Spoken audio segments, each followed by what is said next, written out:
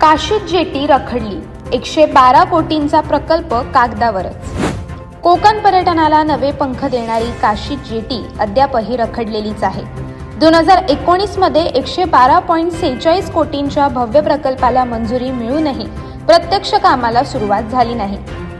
आता 41 कोटींच्या फ्लोटिंग जेटीचा प्रस्ताव मंजूर होऊन टेंडरही निघाले, तरी काम सुरू होत नसल्याने पर्यटक आणि स्थानिक व्यावसायिकांत संताप वाढत आहे।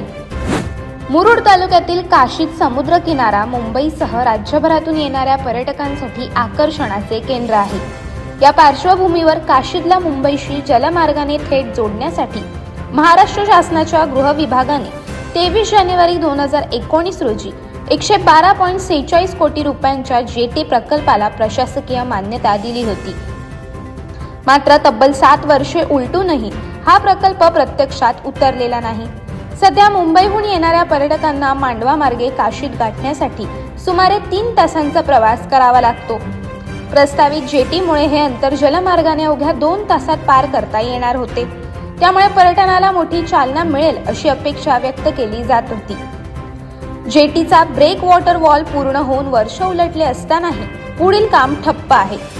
दरम्यान नव्याने 41 कोटी रुपयांच्या फ्लोटिंग जेटीला मंजुरी देण्यात आली असून त्यासाठी टेंडर प्रक्रियाही पूर्ण झाली आहे। तरीही प्रत्यक्ष काम सुरू झालेले नसल्याने प्रश्नचिन्ह निर्माण झाले आहे। स्थानिक व्यावसायिक मोठ्या अपेक्षेने जेटीच्या कामाकडे पाहत आहेत। जेटी सुरू झाल्यास मुंबईहून पर्यटकांचा ओघ वाढेल आणि स्थानिक अर्थव्यवस्थेला मोठा दिलासा मिळेल अशी आशा व्यक्त केली जात आहे। ही जेटी दुहेरी उद्देशाने उभारण्यात येत असून प्रवासी वाहतूक आणि रोरो बोट सेवा सुरू करण्याचा मानस आहे।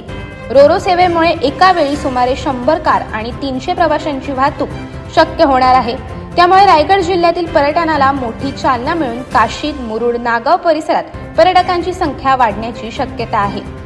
मात्र इतक्या महत्त्वाच्या प्रकल्पाबाबत प्रशासनाची संथगती आणि अकार्यक्षमता यामुळे जेटी सुरू कधी होणार हा प्रश्न अनुत्तरितच राहिला आहे। अशाच अनेक घटना आणि बातम्या जाणून घेण्यासाठी सबस्क्राईब करा आमचे YouTube चॅनल केव्ही न्यूज आणि इन्स्टा पेज कृषीवल न्यूजला फॉलो करा।